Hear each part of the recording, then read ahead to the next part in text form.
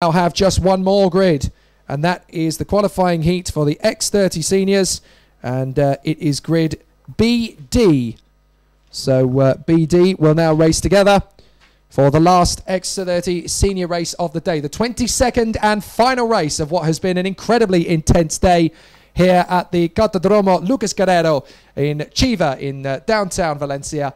Absolutely amazing stuff. It's been a really good day at the office for several drivers. There's a little bit of a wreckage to clear up for the two Spaniards who came together in the FA Racing Spain and Praga España teams as they came together. Absolutely such a devastating blow for Rens van Pelt, who retired from the race on the battle with Mark Kimber for the victory.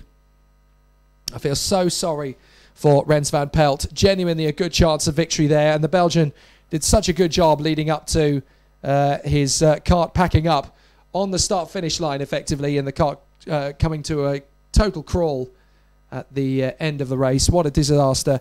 6 minutes from now, though, the final Senior X30 race of the day will get going, and that will be fought on the front row of the grid between Dean McDonald and Arnaud Malizia, the Brit and the Frenchman. So Dean McDonald, one of the other flying Scotsmen in the paddock, is going to be interested in this one. From the front row of the grid and the inside line, he is automatically the favourite, having won 2 heats already. Will he win a third? We will find out very shortly. Arnaud Malizia, Oliver Clark and Sam McDonald at the front. Now, McDonald has already won a race as well, so that's obviously going to be one to watch in this race. He'll want to do a good job. Clayton Ravenscroft is a race winner today as well. Jordan Brown-Nutley has been on the third row of the grid all day long, but he has a genuine chance to put himself into the podium position. And just coming back now on the back of the low loader, 2 of the drivers who broke down in the early stages of that race. One of them, of course, is the Belgian Rens van Pelt. Very disappointed indeed, and a genuine chance of the victory disappearing. What a shame for Rens van Pelt. And the other one in the mix there as well was the 271, who retired from the race as well. Saul Robinson at the first corner. Devastating ends to the race for both of them, especially when you consider that Saul Robinson was already on the back foot trying to make up for lost time. And Saul Robinson's race came to a premature end very early on. What a shame. It's a real disappointment, but not everybody can take the victory. So, with 4 minutes to go till the start of the final race of the day, let us run through the starting grid. The mechanics are about to clear the grid, and we will talk about the final 35 drivers to compete on the Saturday of the 2018 IAME Winter Cup, the second annual running of this event at the Cartódromo Lucas Guerrero in Chiva in Valencia in southeast Spain. And it is the final race of the day. And it is Dean McDonald and Arnaud Malizia on the front row of the starting grid for Britain and France. An all-British front row. Well, no, it isn't actually. Oliver Clark on the left side is from Great Britain. And then on the right side, it is Sam McDonald of Ireland. And then we have Clayton Ravenscroft and Jordan Brown-Nutley. That is an all-British third row. On the fourth row of the grid, it is John Norris of Ireland and Patrick Rundqvist of Sweden. Fred Eriksson, his countryman, is there on the 9th position on the grid. Alongside him is the Belgian Nicolas Bayart. Then we have Francisco Moreno of Spain alongside the Filipino racer Jacob Ang. Then we have Antonio Herrerias de Dios. The Spaniard is there on row 7 alongside the Brit Jason Lockwood. Sim Liedmar of Estonia is alongside the Belgian Sebastian Degrand. The German ace Luki Trevs of the HTP karting team has been very strong all weekend, and he is there on the 9th row of the grid alongside Luis Beloso. Then we have Etienne Chelly, the Frenchman, alongside the Swedish lady Matilda Olsen on the 10th row of the grid. And no doubt Matilda will have another good run. She's already had a couple of good overtaking moves over the course of the day and had a few good fight backs. So surely she will be strong once again. Niels Koelen of Holland lines up alongside Matthew Gilliland on the 11th row of the grid from Great Britain. Another Brit, Scott Jackson, is on the 12th row alongside Antoine Percival of France. Then we have Rufus Hunt and Ben Wooldridge, another all-British row of the grid, row 13 actually. The Irishman Mark French for Piers Sexton Racing alongside the Finn Riku Samanotio. Then it is the local man from Spain, Kevin Tenorio, who lives just down the road from this circuit. And then alongside him is the Thule Motorsport driver, Kira Scott of Great Britain. Then we have Lester So from Hong Kong. Alongside is Robin Knutson of Sweden on the Cosmic. And then we have Lena Buehler, the Swiss lady, for the CDK motor racing team from Switzerland. Jack Tomlin of Great Britain, and then Stéphane Planchamp, the man starting, as always, unfortunately, at the back of the grid as a repercussion of not managing to get a fast qualifying lap in yesterday's race, yesterday's qualifying session, I should say. But he's been able to fight back pretty much every single start. So it'll be interesting to see where he ends up in this, the final race of the day. And who will win it? Well, there's 3 drivers on the grid who have already run races today. Dean McDonald, Sam McDonnell, and Clayton Ravenscroft. So all of them have a good shot to do it. But the question is, who will do it?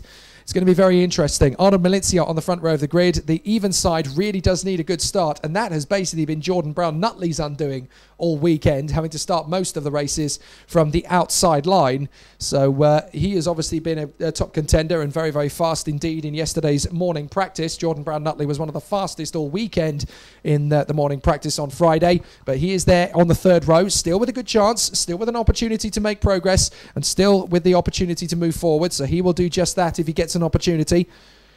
So we will continue and we will battle on for the last race of the day. But the engine revs will rise and the drivers will leave the pits for the final time today. It is racing in the IAME Winter Cup for the Senior X30s, and we are about to race with Dean McDonald in pole position alongside the Frenchman Arnaud Malizia.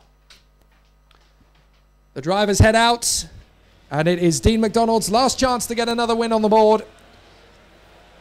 But with 35 drivers competing for the win, it will be an interesting one. McDonald, Malizia, Clark, McDonnell, Ravenscroft, Brown-Nutley, Norris, Rundqvist, Eriksson, Bayart, Moreno, Ang, Herreras de Dios, Lockwood, Leadmore and de Grand, Treffs and Beloso, Chelly and Olsen, Coolan and Gilliland, Jackson and Percival, Hunt and Waldridge, French and Samanotio, Tenorio and Scott, So and Knutson, Bueller and Tomlin, and Planchamp.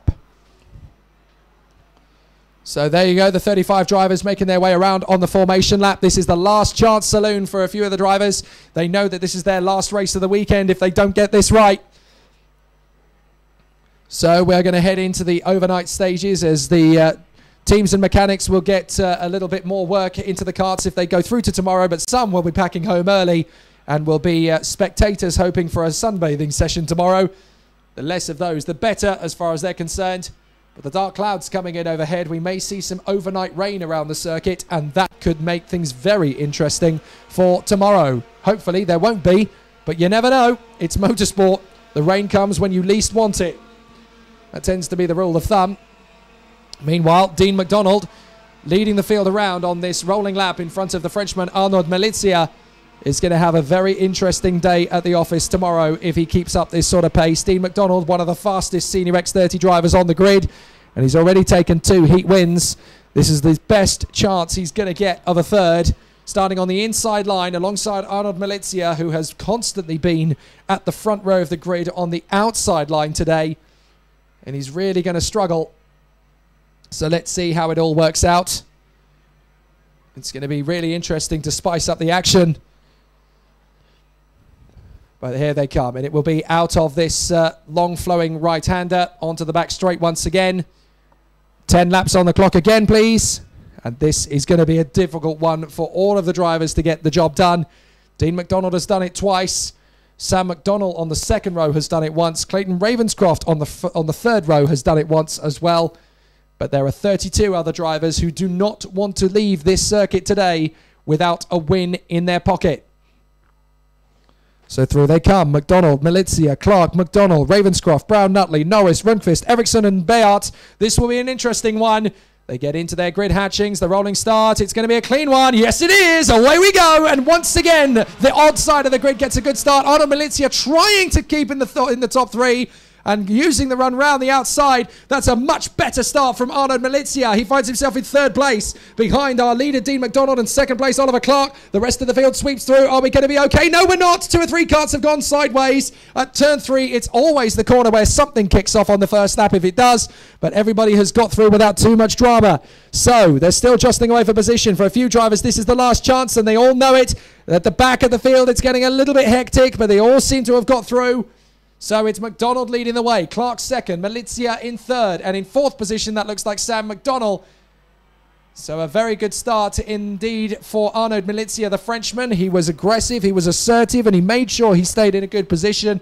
Up in 5th place, that looks like John Norris in there as well, battling away, trying to move up, is Jordan Brown-Nutley.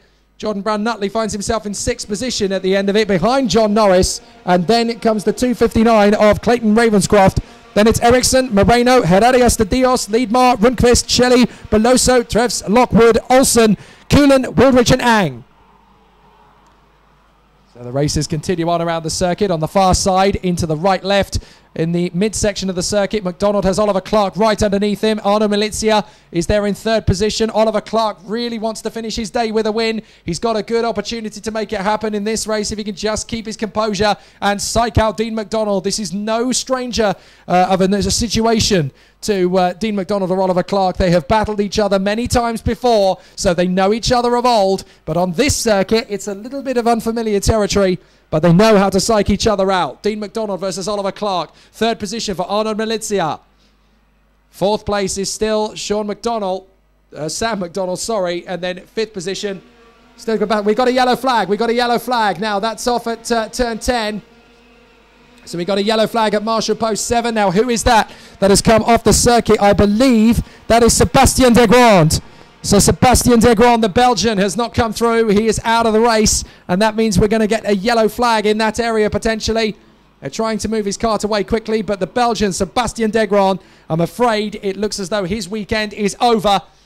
And what a good fight it has been for Degrand up to this point, but Sebastien Degrand, I'm afraid to say his day is now currently run. So as he is out of the race, it is continuing on for the rest of the field, and fortunately the marshals are quick working and light on their feet, and they clear the wreckage of the accident before the drivers come around, so there is no yellow flag needed.